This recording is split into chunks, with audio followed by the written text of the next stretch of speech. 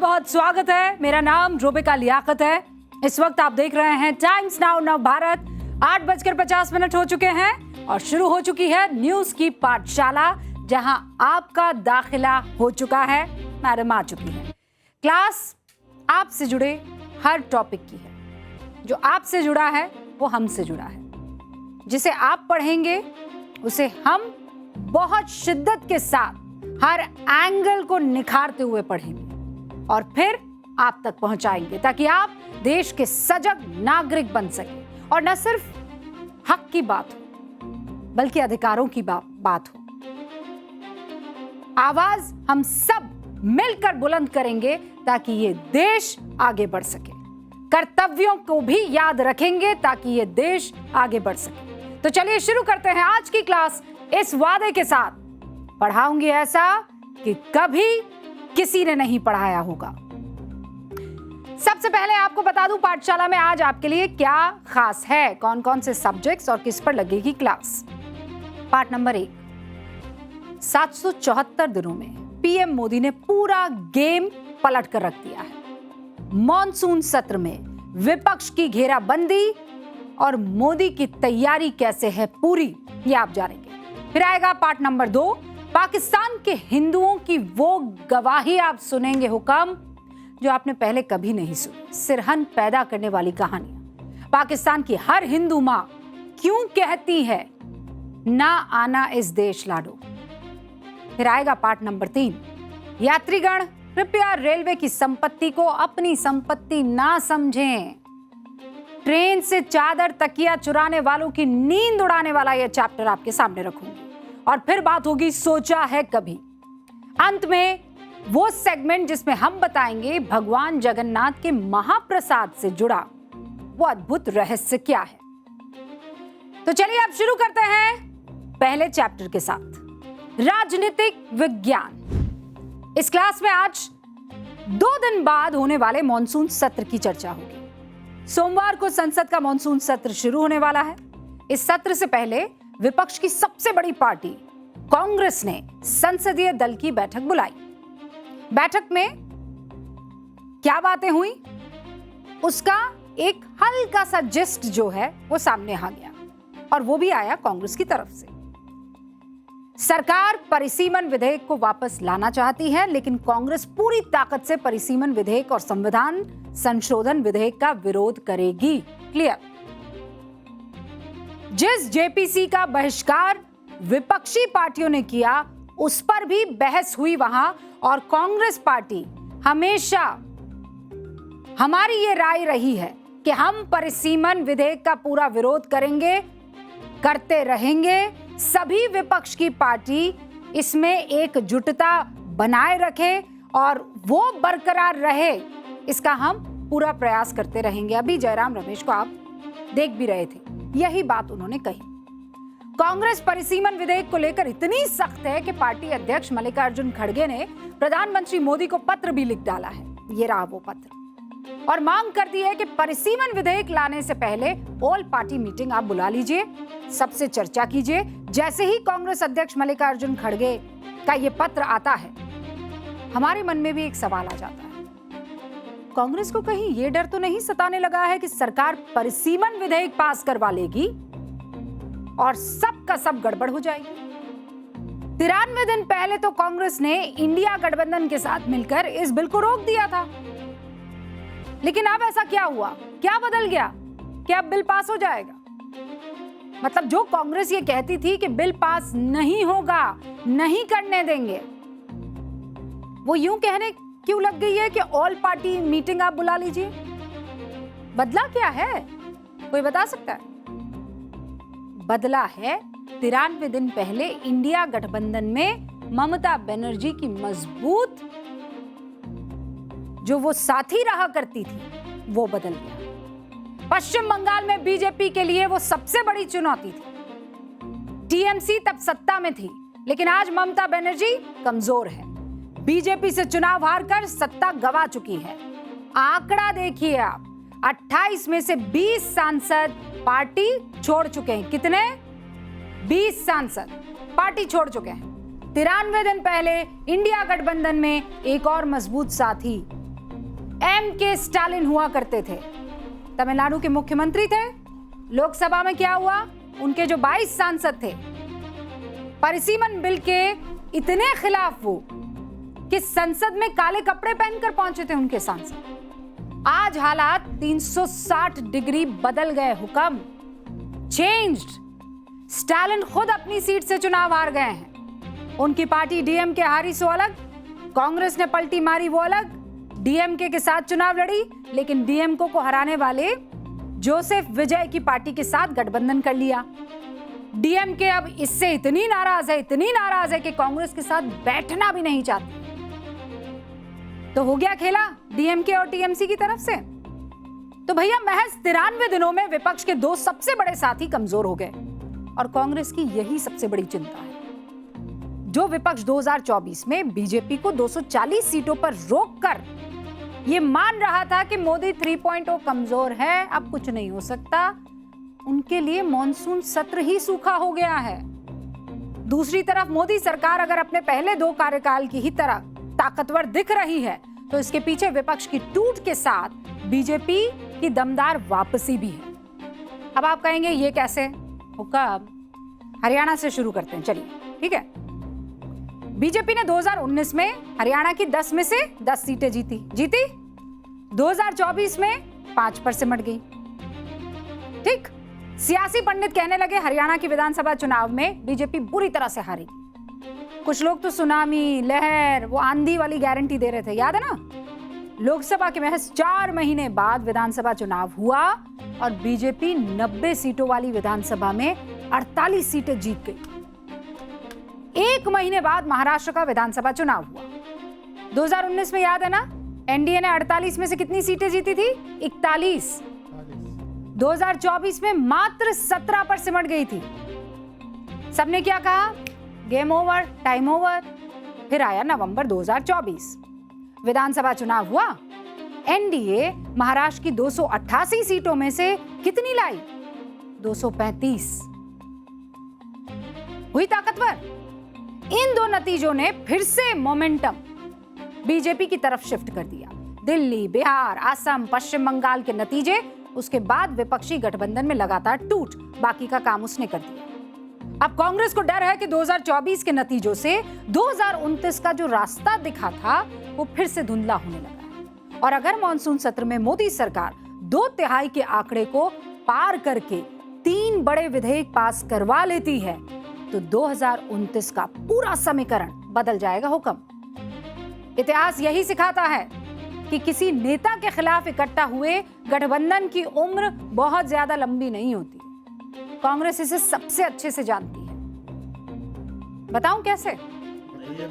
देखिए, 1996 का वक्त था। अटल बिहारी वाजपेयी के नेतृत्व में बीजेपी उस वक्त सबसे बड़ी पार्टी बनी थी। सरकार बनाने का दावा भी किया।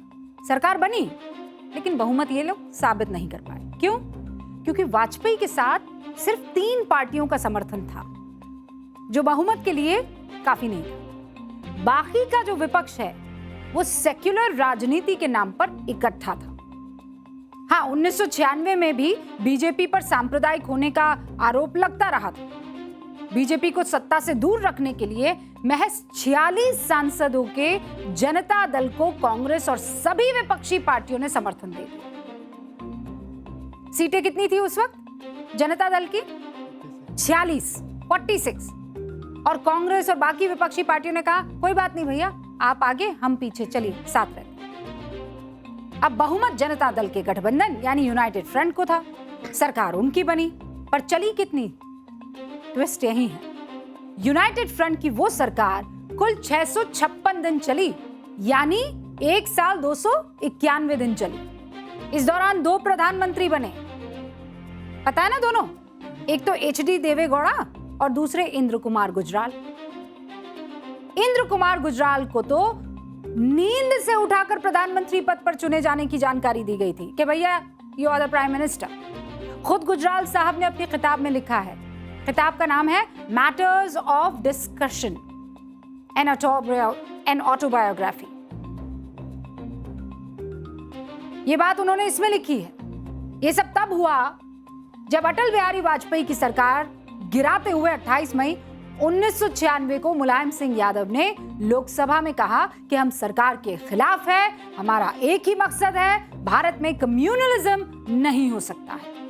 और ये दौर था 1996 का। चला कब तक? 1999 तक। 2 चुनाव हुए, 4 सरकारें गिरी और कांग्रेस ये सब देख रही थी। कुछ और उदाहरण बताऊं? जी मैम। इंदिरा गांधी के खिलाफ विपक्ष एकजुट हुआ। 77 में सरकार भी बनी। एजेंडा क्या था? इंदिरा गांधी का विरोध। नतीजा क्या हुआ? 3 साल में 2 प्रधानमंत्री हो गए। फिर चुनाव हुआ। वापसी किसकी हुई? मैडम की, इंदिरा गांधी की वापसी हुई। राजीव गांधी के खिलाफ विपक्ष एकजुट हुआ। फिर 1989 के विपक्ष सत्ता में आ जाता है। 1989 में कितना चला? सिर्फ 1.5 साल। उसमें भी कितने प्रधानमंत्री? 2। चंद्रशेखर कांग्रेस के समर्थन से पीएम बने थे। फिर चुनाव, फिर कांग्रेस की वापसी। 96 का उदाहरण पहले ही मैं आपको बता चुकी हूं। मतलब किसी एक चेहरे के खिलाफ जब भी विपक्ष इकट्ठा हुआ है, बहुत लंबा चल नहीं पाया है। वाजपेयी के खिलाफ विपक्ष एकजुट हुआ, 1.25 साल सरकार चली, 2 प्रधानमंत्री, फिर चुनाव हुए। मौजूदा हालात में तो इसके उल्टा है मामला। 2 साल पहले 2024 में पूरा विपक्ष मोदी के खिलाफ एकजुट हुआ कि नहीं? विपक्ष के नतीजे सुधरे, पर सत्ता में मोदी ही आए। और अब 2 साल बाद सूत्र ये बता रहे हैं कि परिसीमन बिल पर कांग्रेस और समाजवादी पार्टी के अलावा लगभग पूरा विपक्ष सरकार के साथ जा सकता है। पूरा विपक्ष मतलब झारखंड में जेएमएम कांग्रेस के साथ सरकार चल रही है। बिहार में आरजेडी के सांसद, जिसमें फारूक अब्दुल्ला की पार्टी अलग से और जोड़ दीजिए, स्टालिन तो पहले से नाराज है। ये सब थे विपक्ष के साथी, लेकिन अब सब तितर बितर। सोचिए, पहले कहते थे सत्ता की वजह से सियासी एकता एक नेता के सामने टूट जाती है। यहां तो हार के कारण विपक्षी एकता जो है टूट रही है। अब 1998 से अब तक गंगा में पानी तो बहुत बह गया है। सत्ता की कहानी भी बदल गई है और इसकी वजह है विचारधारा। देखा जाए तो इंडिया गठबंधन की एकता की एकमात्र वजह है मोदी विरोध। विचारधारा मिले कि ना मिले, इंडिया गठबंधन की दूसरी सबसे बड़ी पार्टी समाजवादी पार्टी, बिहार में गठबंधन की सहयोगी आरजेडी, दोनों के संस्थापक मुलायम सिंह यादव और लालू प्रसाद यादव हैं। और दोनों समाजवादी आंदोलन से निकले, जिसका दायरा कांग्रेस विरोध के नाम पर ही बड़ा हुआ था। लेकिन आज कांग्रेस के साथ गठबंधन में डीएमके की पूरी सियासत कभी कांग्रेस के विरोध में चला करती थी। शरद पवार ने तो नई पार्टी सोनिया गांधी के विदेशी मूल के नाम पर बनाई थी। उद्धव ठाकरे के पिता बाला साहेब ठाकरे, उनकी सियासत कांग्रेस की विचारधारा के विरोध में थी। अब ये सब कहां है? सब एक साथ है। किस झंडे के, किस अम्ब्रेला के तले? इंडिया गठबंधन के तले। अब ये सब कांग्रेस के साथी हैं। और वजह क्या है? मोदी विरोध। जब एकजुटता विचारधारा की ना हो तो नतीजा क्या होता है? वो जो देश ने 77 में देखा, वो जो 89 में देखा, वो जो 96 में देखा, और वो जो अभी भी दिख रहा है। 93 दिन पहले जो सरकार 300 सांसदों का आंकड़ा लोकसभा में पार नहीं कर पाई थी, आज वो 2/3 का दावा कर रही है। क्यों? क्योंकि विपक्ष में टूट है। और इसीलिए कहते हैं सियासत में जोड़ जब विचारधारा या विचार का हो तो रिश्ता लंबा चल जाता है, लेकिन जब नफा नुकसान का हो और विचारधारा का नहीं तो सियासी रिश्तों की उम्र इत्तू सी हो जाती है। कित्तू सी? इत्तू सी। न्यूज की पाठशाला में अब बात हिंदुओं के लिए नरक बन चुके पाकिस्तान की करती है। पाकिस्तान में जो हिंदू परिवार है ना, वो प्रार्थना करते हैं अपने रब से कि उनके घर बेटी ना हो। छोटी सी बेटी, नाजुक नाजुक सी उंगलियां। जब बाप पाकिस्तान में, ये हिंदू बाप, उस बच्ची का हाथ थामता है ना तो रोता है। पाकिस्तान में एक हिंदू भाई जब अपनी बहन से राखी बंधवा रहा होता है ना तो उसका सीना फटा चला जाता है, क्योंकि उसे पता है कि चाहे वो कितनी कोशिश कर ले, वो हैवानों से अपनी बहन की रक्षा नहीं कर पाएगा। एक बूढ़ा दादा अपनी पोती को खिलाता है, तब उसके हाथों में आशीर्वाद की ताकत वहां पाकिस्तान में नहीं होती, क्योंकि उसे पता है कि वो कितना भी इसे आशीर्वाद दे दे, दानव आकर इसे ले जाएंगे। वो आशीर्वाद दे दे, फलो फूलो, स्वस्थ रहो, सुरक्षित रहो, लेकिन वहां जो वो दानव घूम रहे हैं उसके अगल बगल, वो इस आशीर्वाद को कभी सच्चा नहीं होने देंगे। हमारे हिंदुस्तान में जब बेटी जन्म लेती है तो आंगन में चहचहाट जो है वो सुनाई देने पड़ती है। लोग कहते हैं देखो घर में लक्ष्मी आई है, शहनाइयां बजती है, खुशियां मनाई जाती हैं। लेकिन सीमा पार पाकिस्तान में जब किसी हिंदू के घर में बेटी जन्म लेती है तो वहां लक्ष्मी के आने का उत्सव नहीं होता है, वहां डर का साया मंडरा रहा होता है, मौत सा सन्नाटा पसर जाता है। वहां एक माँ अपनी बच्ची को सीने से लगाकर बिलखने लगती है, पिता थर-थर कांपने लगता है और बार बार ये कहता है कि हे ईश्वर, क्यों इस बच्ची को मेरी कोख में भेजा।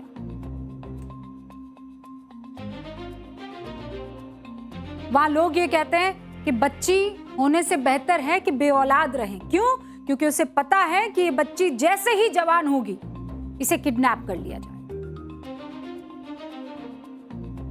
कोई माँ बाप, कोई चाहे वो हिंदू हो, मुसलमान हो, सिख हो, ईसाई, कोई माँ बाप ये नहीं कह सकता अपनी बेटी के बारे में, लेकिन वहां हिंदू परिवार ये कहने को मजबूर है। वो जानते हैं कि पाकिस्तान के इस नरक में उनकी बेटी की उम्र जैसे ही 11 और 12 साल की होगी उस पर दरिंदों की नजर पड़ जाएगी। वहां पूरा का पूरा गैंग घूमता है, जानते हैं आप, गिद्धों का टोला घूमता है, जो सिर्फ इस ताक में रहता है कि कब कोई मासूम हिंदू बच्ची घर से बाहर निकले या कब कोई मासूम बच्ची घर में अकेली हो, इसे उठा ले जाएंगे, इसका जबरन धर्म परिवर्तन कर लेंगे और फिर शुरू होती है वो हैवानियत जिसे सुनकर रूह कांप जाए। छोटी छोटी बच्ची, 11-12 साल क्या उम्र होती है, दुनिया की समझ भी नहीं होती है। वो कल सुबह अपने माँ बाप के साथ होंगी कि नहीं होंगी नहीं मालूम होता, किसी कट्टरपंथी के जकड़ में होंगी कोई नहीं जानता है। मानवाधिकार संगठन ये सब मौन हो जाते हैं। एक रिपोर्ट आपको बताती हूँ, बरसों से पाकिस्तानी हिंदुओं पर अत्याचार के एक आंकड़े को मैं बताती हूँ, और ये मैं लिखकर आपको इसलिए बताती हूँ ताकि आपको इस बात का एहसास रहेगा। चलो मैम, बोर्ड बाबू, कुछ आंकड़े ऐसे होते हैं जो बहुत सताते हैं।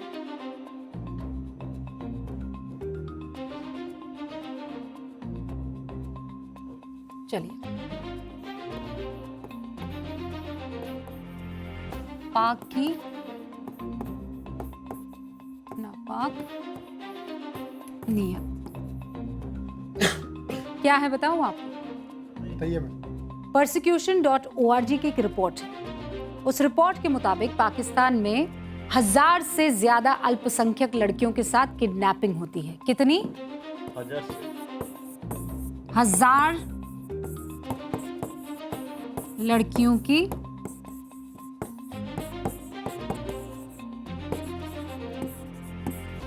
किडनैपिंग, जबरन धर्म परिवर्तन करवाया जाता है, फिर मुस्लिम लड़कों के साथ उनका निकाह कर दिया जाता है। यानी पाकिस्तान में हर दिन 2 से 3 लड़कियां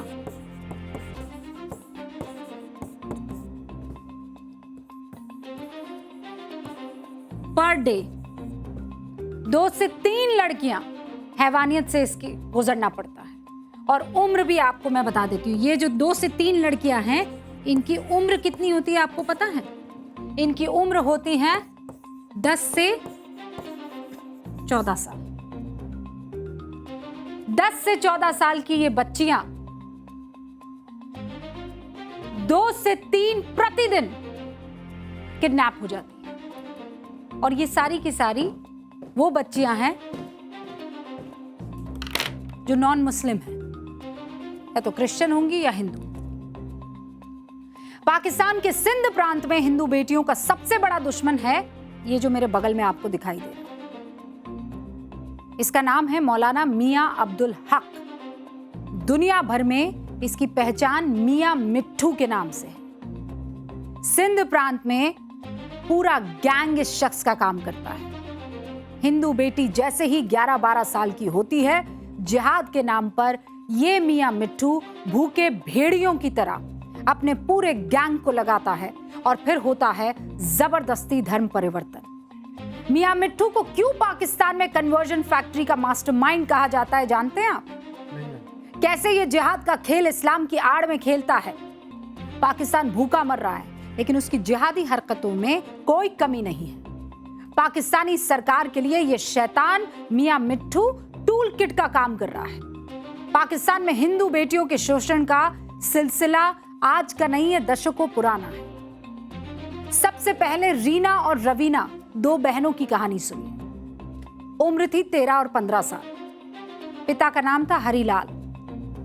वो कहते हैं कि साल 2019 में घर में जबरदस्ती बंदूकधारी घुसे, दोनों बेटियों को किडनैप कर लिया और फिर उनका धर्म परिवर्तन करा दिया और मुसलमान लड़कों से दोनों बेटियों की शादी करा दी। दोनों लड़कियों को डरा धमकाकर झूठे बयान देने के लिए मजबूर कर दिया। डर से दोनों ने इस्लामाबाद हाई कोर्ट में अपनी उम्र 18 और 20 साल बताई। दोनों ने अपनी मर्जी से इस्लाम कबूल करने का भी दावा किया।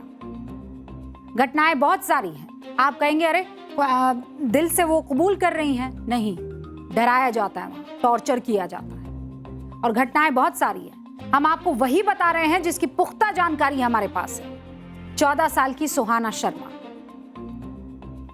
इसके साथ जो हुआ वो तो बहुत खतरनाक है। सुहाना शर्मा के परिवार का आरोप है कि उसको किडनैप किया गया, जबरदस्ती धर्म परिवर्तन कराया गया और फिर उसकी शादी करा दी गई। कुछ दिन बाद सुहाना का एक वीडियो सामने आया। उसने इस्लाम कबूल करने और एक मुस्लिम लड़के से शादी करने की बात कही। मामला कोर्ट पहुंचा। सुहाना ने जज से कहा कि उसका अपहरण किया गया, जबरदस्ती धर्म परिवर्तन कराया गया और वो अपने माँ बाप के पास जाना चाहती है। अब अदालत को क्या करना चाहिए था? साथ देना चाहिए था। माँ बाप के पास इस लड़की को भेज देना चाहिए था, लेकिन अदालत ने उसे उसी दिन महिला शेल्टर होम भेज दिया। रीना कुमारी मेघवार के साथ भी ऐसा ही हुआ। पाकिस्तान के सिंध प्रांत में रहने वाली रीना का 13 फरवरी 2021 को अपहरण कर लिया गया। जबरन धर्म परिवर्तन हुआ। एक अधेड़ कासिम खासखली नाम के किसी शख्स से उसका निकाह करवा दिया गया। पाकिस्तान की संसद में भी यह मुद्दा गूंजा है। हालांकि रीना थोड़ी खुशनसीब रही। लंबी लड़ाई के बाद उसे परिवार के हवाले कर दिया गया। फिर 17 साल की सिमरन, सिंध के घोटकी की रहने वाली, अचानक गायब हो जाती है। अगस्त 2020 में सिमरन अपनी मौसी के घर से लापता होती है। कुछ दिन बाद परिवार के लोगों को यह पता पड़ता है कि सिमरन एक मदरसे में है जहां उसका धर्म परिवर्तन का काम चल रहा है, मतलब प्रक्रिया चल रही है। और परिवार दौड़ते भागते बदहवास वहां पहुंचता है तो उसे सिमरन से मिलने ही नहीं दिया जाता। कुछ ही घंटों बाद घोषणा कर दी जाती है कि सिमरन ने इस्लाम धर्म कबूल कर लिया है और उसकी फिर एक मुस्लिम लड़के से शादी करवा ली जाती है और उसको नया नाम भी दे दिया जाता है, आयशा। मामला कोर्ट पहुंचता है। अदालत सिमरन को उसके परिवार के साथ भेजने की बजाय पता है क्या करती है? अलग रखने का आदेश देती है। परिवार ये कह रहा है कि पुलिस ने उनकी शिकायत पर कार्रवाई नहीं की। बाद में एक और अदालत ने परिवार को सिमरन से मिलने पर रोक भी दिया कि नहीं मिल सकते तुम इससे। ये तो हो रहा है पाकिस्तान। और आपको ये बताऊं मैं, सिमरन के भाई सनी बत्रा इस वक्त हमारे साथ जुड़े हुए हैं, पाकिस्तान से जुड़े हैं। वो जानते हैं कि उनकी जान को खतरा है। अगर किसी ने उनको इस तरीके से देख लिया तो कुछ भी हो सकता है, लेकिन वो हमसे बात करना चाहते हैं। जो हुआ है उनकी बहन के साथ वो हमें बताना चाहते हैं। कुछ दिन पहले रोक लगाई थी और अब कोर्ट ने वापस अर्जी देने के बाद उनको मिलने का मौका दे दिया है। इनका नाम है सनी बत्रा। सनी, आपका बहुत बहुत स्वागत है। और हमसे बातचीत करने के लिए, टाइम्स नाउ नवभारत पर वक्त निकालने के लिए बहुत बहुत शुक्रिया। सबसे पहले अगर सिमरन की कहानी आप दर्शकों को बताएंगे तो बेहतर होगा कि वाकई उसे किडनैप किया गया था या वो अपनी मर्जी से गई थी, क्योंकि कई केसेस मैंने ऐसे बताए हैं सनी जी जिसमें लड़कियां कह रही हैं कि हमने तो मोहब्बत में आकर धर्म कबूल किया है इस्लाम। तो उसे किडनैप भी किया गया हुआ था, लेकिन उसने अपने मुंह से भी बोला था। मैंने केस किया था सिंध ह्यूमन राइट्स में, कराची में सेक्रेटरीट में, वो ऑफिस है, तो उसमें उसने खुद बोला था कि मैं अपनी फैमिली के साथ जाना चाहती हूँ। तो उस पर उसके हस्बैंड ने बोला कि हम मुसलमान हैं, तो मैं तुमको इजाज़त नहीं दूंगा कि तुम उनके साथ जाओ।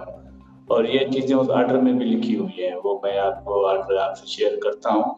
तो बेसिकली उसे किडनैप भी किया गया था और उसकी जो दिमागी तवाज़ुन थी वो भी ठीक नहीं थी, और ये भी चीज़ हाई कोर्ट में साबित हो चुकी हुई थी। फिर भी एम टाइम ने, आपको पता है यहाँ पे जुडिशरी का क्या निज़ाम है, तो फिर उसको अभी मेरी मुलाकात होती रहती है हाई कोर्ट के आर्डर के तहत, लेकिन उसको किडनैप किया गया था।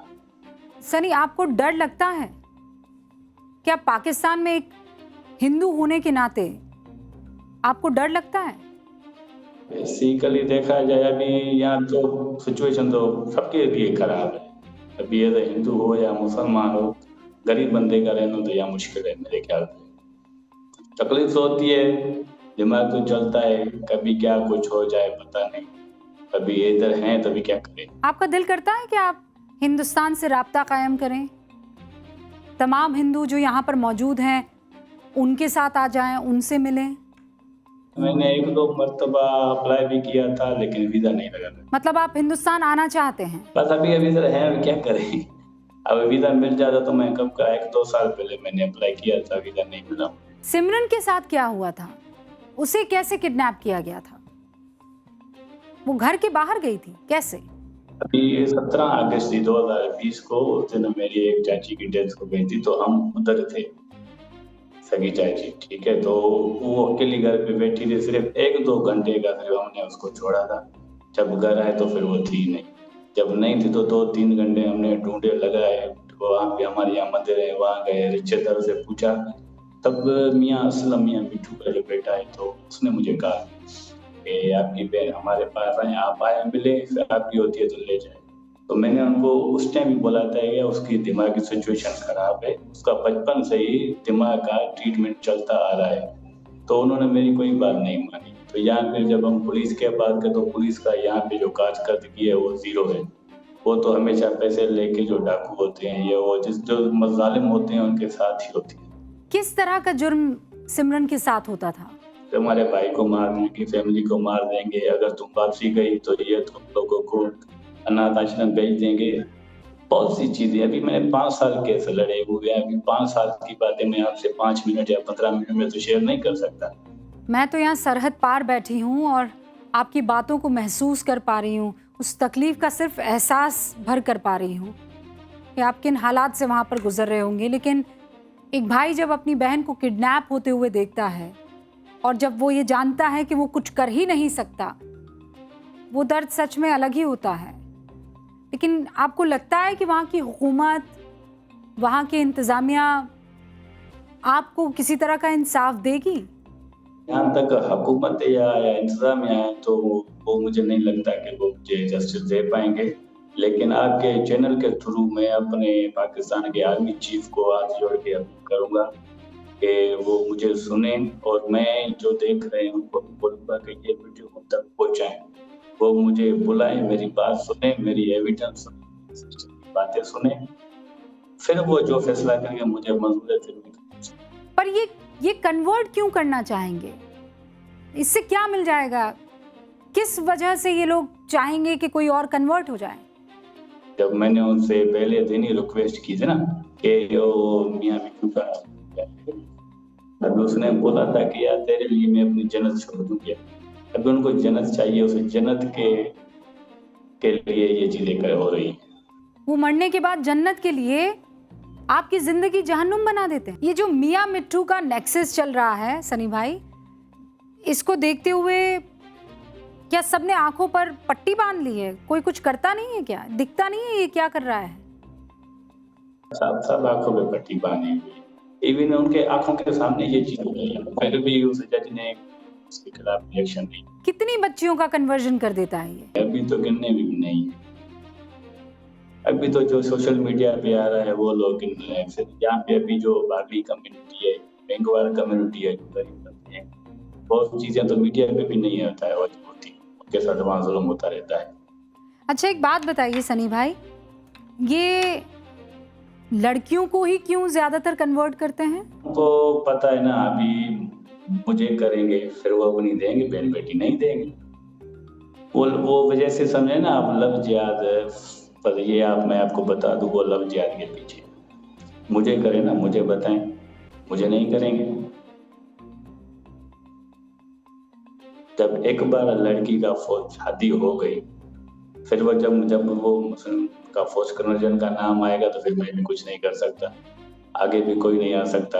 जब मैं उधर जाऊंगा तो वो मुझे कैसे देंगे, वो मुझे अपने घर में कैसे वो रखेंगे, नहीं रखेंगे ना मुझे। मतलब हिंदुओं की बेटी चाहिए लेकिन बेटा नहीं? हिंदू के पानी का गिलास नहीं चाहिए, हिंदू की बेटी चाहिए। हिंदू के साथ खाना नहीं खाएंगे, हिंदू की बेटी चाहिए उनको, ये रियल फैक्ट है। तो हिंदू परिवार तो बहुत ही घबराता होगा कि अगर घर में बेटी पैदा हो जाएगी तो। ये मैं अपनी आप पर्सनल बात बताऊं, दूसरों का मैं नहीं बोल सकता। ये आज नहीं, मेरी 6 साल पहले से जब ये इशू आया, अगर मेरी लड़की होगी तो मैं इधर नहीं होगा, ये मैंने 6 साल 7 साल पहले ही कसम खाई थी। इशू भी नहीं हुआ था उससे पहले का, जो मैंने यहाँ का निजाम देखा है, अगर जब मेरे घर में लड़की पैदा होगी मैं इधर नहीं हूँ। मतलब एक बाप को ये डर हमेशा सताता रहता है कि बेटी हुई और जरा बड़ी हुई तो ये लोग इसको उठा कर लेकर चले जाएंगे। सनी भाई, जैसा मैं पहले कह रही थी, मैं बहुत फिक्रमंद हूँ। आप हमसे ऐसे बात कर रहे हैं, आपको सच में अपनी जान का खतरा नहीं है? अभी ये चलेगा, उसके बाद क्या होगा, जो भी होगा वो तो मैं बर्दाश्त कर लूंगा, जितना मैंने बर्दाश्त किया है। फिर वीडियो के बाद तो इतनी ज्यादा तकलीफ नहीं आएगी जितनी मैंने फेस की हुई है, लेकिन जो आएगी मैं फेस कर लूंगा। और आगे मुझे ये भी पता है, जिस तरीके से मैं आपको ओपनली आपसे बात कर रहा हूँ, तो इसका जो भी होगा तकलीफ वो मुझे बर्दाश्त करनी पड़ेगी। और बहुत सी चीजें हैं जो मैं नहीं बोल सकता, जो मुझे पता है ये मुझे नहीं बोलनी चाहिए, अगर मैंने बोली तो मेरे लिए इशू हो जाए। सनी भाई, एक बात बताइए, कहीं ऐसा तो नहीं है कि हिंदुस्तान का जो बदला है वो वहाँ के हिंदुओं से ले रहे हों? क्योंकि उनकी अपनी कोई सोच होगी, ये बड़ी बातें हैं, हम छोटे लोग हैं। आपकी इस मुस्कान में मैं सिर्फ दर्द देख पा रही हूँ, और यहाँ इस सरहद पार से आपको बस हम खूब सारी दुआएं दे सकते हैं और हिम्मत ही भेज सकते हैं। और हम कोशिश करेंगे कि न्यूज़ की पाठशाला के दर्शक, टाइम्स नाउ नव भारत के दर्शक, यहाँ की सरकार आपकी इस बात को सुने और वहाँ पाकिस्तान में रह रहे हिंदुओं के दर्द को समझे और ये विश्व पटल तक जाए कि कैसे एक भाई अपनी बहन की इज्जत के लिए, अपनी लड़ाई के लिए ऐसे लड़ रहा है। किसी भाई को इस तरह से, किसी पिता को इस तरह से, किसी माँ, किसी परिवार को इस तरह से तकलीफ में ना डालें। हम तो सिर्फ ये दुआ कर सकते हैं, लेकिन पाकिस्तान में ये हो रहा है। हिंदू परिवारों के साथ, इवन क्रिश्चियन परिवारों के साथ बड़े लेवल पर कन्वर्जन का ये खेल चल रहा है, और सिर्फ इसलिए क्योंकि उनको लगता है कि इससे उन्हें जन्नत मिल जाएगी। ये सवाब का काम है, घरों को तोड़ देना, खौफ कायम कर देना उन घरों में। इनको लगता है कि इससे जन्नत मिल जाएगी। अब आप कहेंगे मैडम, पाकिस्तान में इतनी ज्यादती हो रही है हिंदू महिलाओं पर, पाकिस्तान में अल्पसंख्यकों के लिए कोई तो कानून होगा ना? बिल्कुल है पाकिस्तान में कानून, और ये कानून बना है दिसंबर 2025 में, अब से 1.5 साल पहले। पाकिस्तान की संसद में राष्ट्रीय अल्पसंख्यक आयोग विधेयक 2025 पारित किया गया। इस कानून में व्यवस्था है कि अल्पसंख्यकों के साथ होने वाले भेदभाव को रोका जाए, उनकी शिकायतों की जांच की जाए। 2020 में अल्पसंख्यकों के लिए राष्ट्रीय अल्पसंख्यक आयोग बनाया भी गया, जो एडहॉक बेसिस पर काम भी कर रहा था। वो भी तब जब पाकिस्तान के सुप्रीम कोर्ट ने वहां की सरकार को फटकार लगाई। लेकिन क्या ढाक के 3 पात सब मिले हुए हैं, पूरा सिस्टम मिला हुआ है। आयोग बन गया लेकिन कोई काम का नहीं। हकीकत मैं आपको बताती हूं, इस आयोग को वहां के लोग ट्रूथलेस कहते हैं, दंतहीन, क्योंकि संयुक्त राष्ट्र के आंकड़े बताते हैं ये सिमरन वाला केस संयुक्त राष्ट्र में भी पहुंचा, उसके बावजूद कुछ नहीं किया यहाँ की सरकार ने। संयुक्त राष्ट्र के आंकड़े हैं आपके सामने। पाकिस्तान में जबरदस्ती धर्मांतरण मामले में 75% केस हिंदुओं से जुड़े हुए हैं, 25% ईसाई। 14 से 18 साल की लड़कियों को खास तौर पर शिकार बनाया जाता है। ये चिंता की बात है। पाकिस्तान में अल्पसंख्यकों की सुरक्षा को लेकर सवाल सिर्फ बाहर से नहीं उठ रहे, पाकिस्तान की संसद के अंदर भी गूंज रहे हैं। जून 2024 में पाकिस्तान के तत्कालीन रक्षा मंत्री ख्वाजा आसिफ ने संसद में माना कि देश में धार्मिक अल्पसंख्यक सुरक्षित नहीं है। कहा कि इस्लाम के नाम पर हर दिन अल्पसंख्यकों की हत्या हो रही है, वो सुरक्षित नहीं है। सिर्फ हिंदू ही नहीं बल्कि इस्लाम के अंदर जो ये छोटे छोटे अलग अलग फिरके हैं, उन्हें भी हिंसा का शिकार होना पड़ रहा है। इन्होंने कहा है अल्पसंख्यकों की सुरक्षा के लिए ठोस कदम उठाए सरकार। ऐसी घटनाओं से पाकिस्तान की दुनिया भर में बदनामी हो रही है, लेकिन कोई फर्क पड़ता है? इनको तो जन्नत की पड़ी। आज आपको यह भी याद करना चाहिए कि पाकिस्तान को चलाने वाली वहां की सेना के जनरल आसिम मुनीर हिंदुओं के बारे में राय क्या रखते हैं। वो ये कहते हैं हम एक नहीं दो राष्ट्र हैं। हमारे पूर्वज का ये मानना था कि हम हर मामले में हिंदुओं से अलहदा हैं। हमारा मजहब, रिवाज, परंपरा, सोच, मकसद सब अलग है, और इसीलिए तो ये इस तरीके के अत्याचार करते हैं।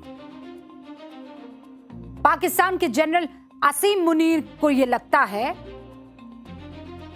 कि ये एक नहीं है, इनके पूर्वज कोई और ही थे, सुरखाब के पड़ लगा कर आए थे। जरा सोचिए, खुद को पाकिस्तान की सबसे ताकतवर हस्ती ये अपने आप को मानता है, और हिंदुओं के खिलाफ सोच क्या है।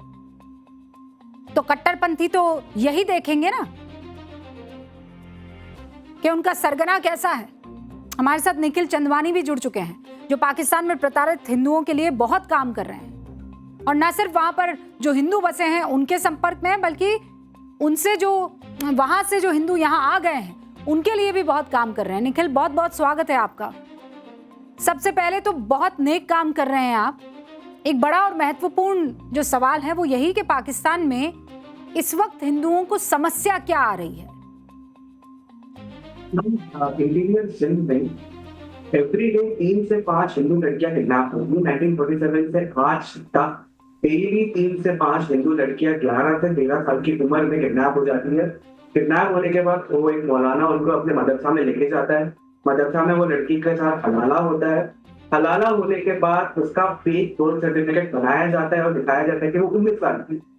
एक बार उसको 19 दिखा दे, उसके बाद इसकी शादी करा दी जाती है। पहले कलमा पढ़वाया जाता है, 3 दिन तक इसको लड़की को भूखा रखा जाएगा। भूखा रखने के बाद इसको बहुत टॉर्चर किया जाता है, मारा जाता है। ऐसी ऐसी चीजें की जाती है जो बस वीडियोस में भी अवेलेबल है। वहाँ जो हिंदू परिवार है ये इस हालात में यही तो दुआ करते होंगे कि बस सब हो जाए, किसी भी कीमत पर हमारे घर में बच्ची ना हो। एग्जैक्टली मैम, इसी चीज के कारण बेटियों की ये एजुकेशन बंद कर देते हैं 9-10 साल की उम्र में। काफी सारे लोगों को वहां से हम लोगों ने निकाल के यहाँ पे लाया है। तो जब हम बताते हैं इनको कि 10वीं के बाद भी पढ़ाई होती है बच्चे की, वो बोलते हैं नहीं हम नहीं पढ़ाएंगे, हम शादी करा देंगे।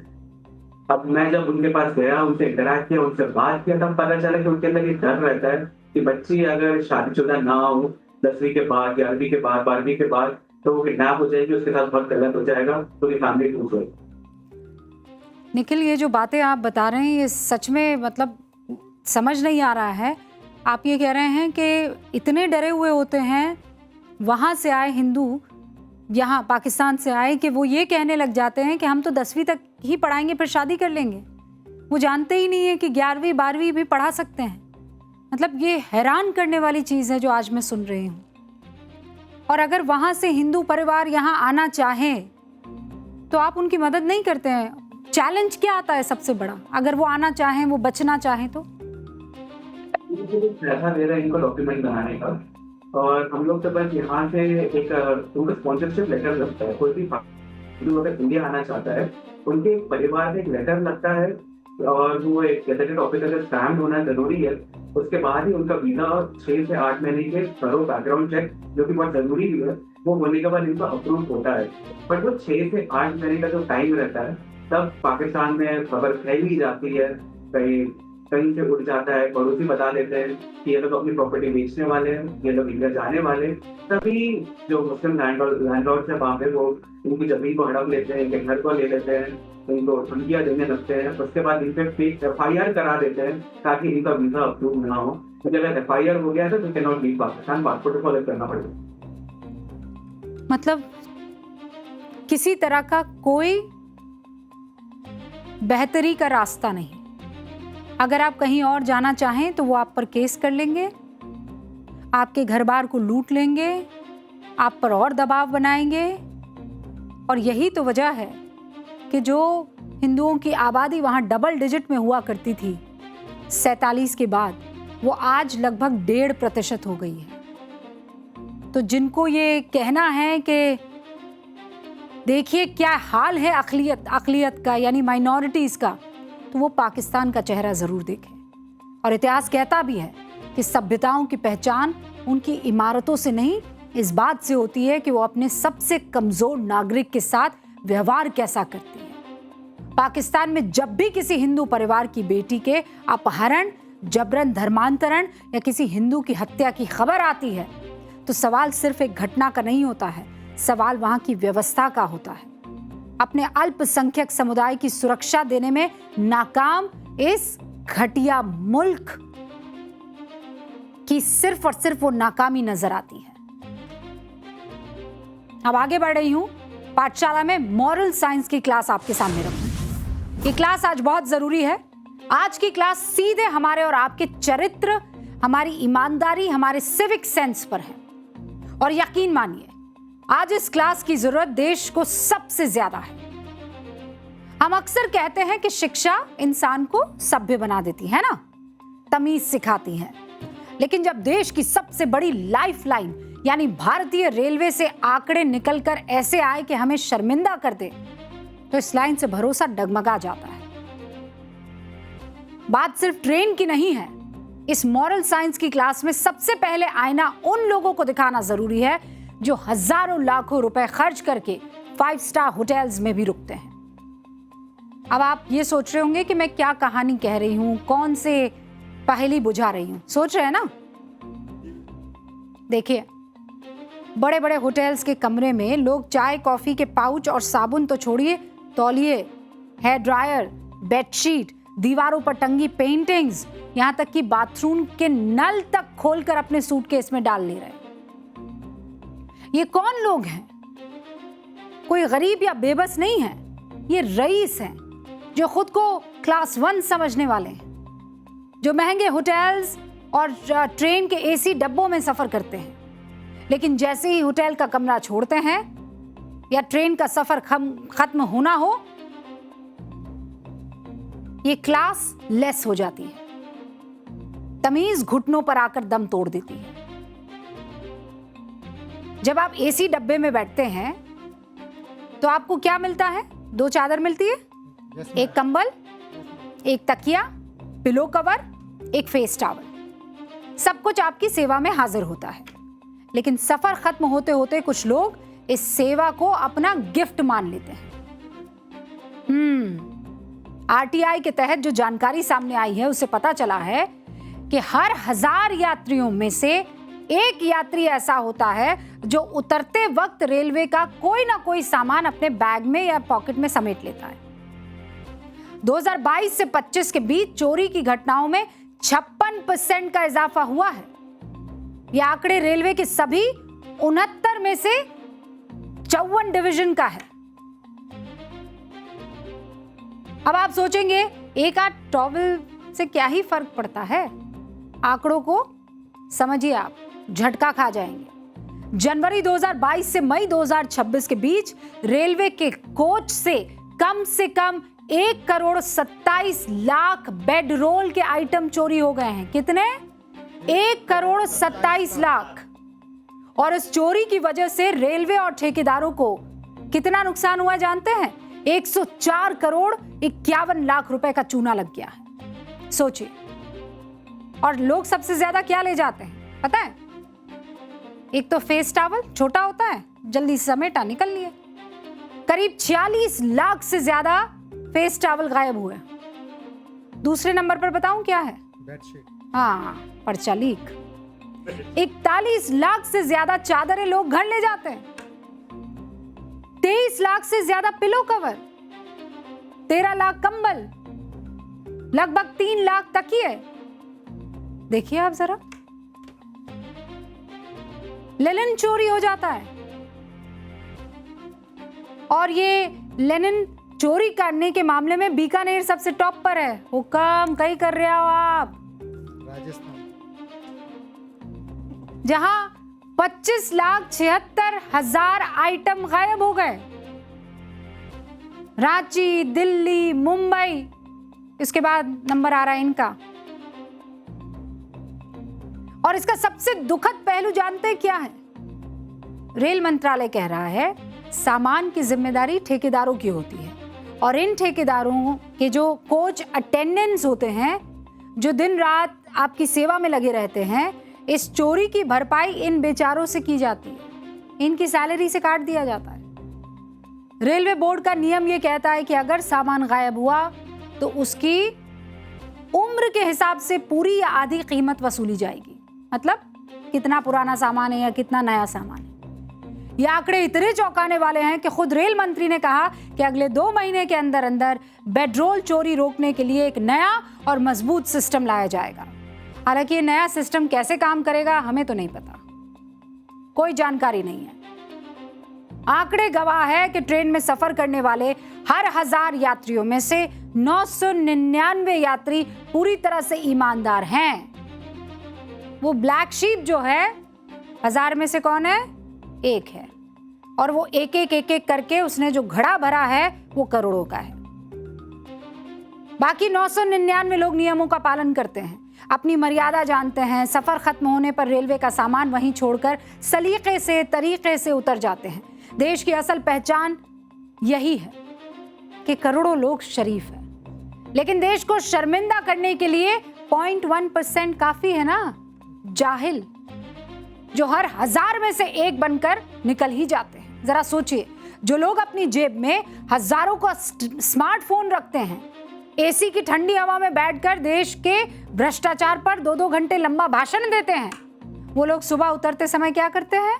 50 रुपए का तौलिया अपने 5000 के बैग में छिपाकर स्टेशन से बाहर निकल जाते हैं। 1000 में से वो एक बंदा, उसे लगता है कि सिस्टम को हरा दिया। अब ट्रेन में मग की चोरी से बचाने के लिए तो उसे चेन से बांध दिया जाता है।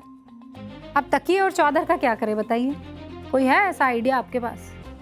क्या करें? ये वही मानसिकता है जो कोई देख नहीं रहा, कोई पूछ नहीं रहा, कोई चेक नहीं कर रहा, तो हम तो कुछ भी कर सकते हैं। प्राइवेट डेकोरेटर बुलवाकर ट्रेन सजवा लेंगे भैया हम तो। ट्रेनों को अपनी जागीर समझकर दुनिया भर का सारा कूड़ा ट्रेन में फेंकेंगे हम तो। ऐसे ही होटल्स की संपत्ति को अपना समझने वालों की भी कोई कमी नहीं है। एक वीडियो आपके सामने रखती हूं, पूरे देश का नाम खराब किया है। हद तो तब हो जाती है जब विदेश में होटल से चेकआउट करते वक्त किसी भारतीय परिवार के सूटकेस में चोरी किए हुए तौलिए, डोरमैट, चम्मच, साबुन का dispenser, showpiece, hair dryer, iron, alarm घड़ी, बेडशीट, सब के सब पार कर लिए जाते हैं। मतलब हुक्म, लाखों का पैकेज है, हजारों का सूट पहनकर घूम रहे हैं, लेकिन जमीर ऐसा कि 200 रुपए का तौलिया देखकर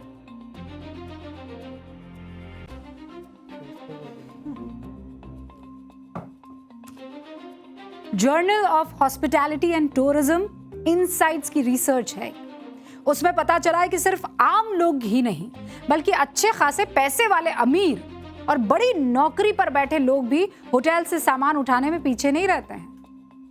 कई मेहमानों को लगता है कि होटल वालों ने उनसे कमरे का किराया बहुत ज्यादा वसूल लिया, अच्छी सर्विस नहीं मिली, बस कवर अप खर्चे की भरपाई करते हैं। अब होटल का सामान अपने बैग में भर लेते हैं। उन्हें लगता है पैसे ज्यादा दिए हैं, सामान ले जाना तो उनका हक बनता है। कुछ लोग इसे चोरी नहीं मानते ही नहीं है। वो सोचते हैं कि घर जाकर दोस्तों और रिश्तेदारों को दिखाने के लिए होटल की कोई चीज तो ले जाऊं, यादगार निशानी है। अरे भैया, चोरी के अलावा होटल्स के सामान को नुकसान पहुंचाना भी सिविक सेंस के विपरीत होता है। होटल की बेडशीट पर खाना या तेल गिरा देना, सोफे के कवर गंदे कर देना, हाथ धोकर सोफे से पोंछ लेना, कोई नहीं देख रहा है चलो कर लें, टॉवल से जूते या बैग पोंछ लेना, ये सोच करके हमारा थोड़े ही है, गलत बात। आपके पहले वहां भी ठहरा कोई गेस्ट होगा ना, क्या पता उसने भी उस तौलिए से पैर पोंछे हो और आपने मुंह पोंछ लिया हो। आपके साथ भी तो उल्टा हो सकता है ना। आप साफ सुथरे रहेंगे तो कर्म जो है वो आपको भी साफ सुथरा कुछ देगा। चाहे होटल से तौलिया चुराना हो या ट्रेन से कंबल, इस चोरी के पीछे कोई मजबूरी नहीं है, आदतन सिर्फ और सिर्फ घटिया मानसिकता, मुफ्त खोरी वाला लालच। लोगों को लगता है हमने पैसे दिए ये सामान भी हमारा हुआ, लेकिन ये अधिकार नहीं है, ये मानसिक दिवालियापन है। ऑन अ सीरियस नोट, अगर आप किसी को करता हुआ देखते हैं तो उजागर कीजिए, और अगर आपने कभी किया है तो फिर रोक दीजिए। सोचा है कभी कि भारत में एक ऐसी रसोई भी है जहां हर दिन हजारों लोगों का खाना बनता है, लेकिन ना तो वहां अन्न का एक दाना बर्बाद होता है और ना ही कोई भूखा सोता है। ये रसोई भगवान जगन्नाथ मंदिर की चमत्कारी रसोई है। यहाँ बनने वाला भोग महाप्रसाद कहलाता है, जिसमें चावल और खिचड़ी का प्रसाद दिया जाता है। महाप्रसाद को पकाने का तरीका बेहद अनोखा है। यहाँ लकड़ी के चूल्हे पर एक के ऊपर एक कुल 7 मिट्टी के बर्तन रखे जाते हैं। आम लॉजिक कहता है कि जो बर्तन आग के सबसे पास यानी नीचे होता है सबसे, उसका खाना पहले पकना चाहिए, लेकिन जगन्नाथ जी की रसोई में उल्टा होता है। यहाँ सबसे ऊपर जो बर्तन रखा है, 7वां बर्तन, वो सबसे पहले पकता है और फिर क्रम से नीचे वाले बर्तन का खाना तैयार होता है। इसे भगवान का चमत्कार भी कहते हैं कई लोग। इस रसोई की सबसे बड़ी मिस्ट्री इसका मैनेजमेंट है। यहाँ रोज 20 से 50 हजार लोगों का खाना बनता है, और अभी जब रथ यात्रा चल रही है तो ये संख्या लाखों में पहुंच जाएगी। लेकिन चमत्कार ये है कि चाहे जितने भी भक्त आ जाए, महाप्रसाद कभी कम नहीं पड़ता, और जैसे ही मंदिर के कपाट बंद होने का समय आता है, प्रसाद अपने आप खत्म हो जाता है, यानी एक दाना भी व्यर्थ नहीं जाता। और मान्यता है कि खुद मां लक्ष्मी इस रसोई की देखरेख करती हैं। कहावत है कि जगन्नाथ के भात को जगत पसारे हाथ। क्या है? जगन्नाथ के भात को जगत पसारे हाथ। भगवान जगन्नाथ का ये मंदिर सिर्फ आस्था का केंद्र नहीं है, बल्कि इंसानी समझ से परे एक ऐसा जीवंत चमत्कार है जिसे देखकर बस यही मुंह से निकलता है, जय जगन्नाथ। चलिए भाई, बेल भी बज गई है, घंटी। मुझे दीजिए इजाजत, आपसे मुलाकात होगी 8:50 पर। कहाँ? न्यूज़ की पाठशाला में। धन्यवाद।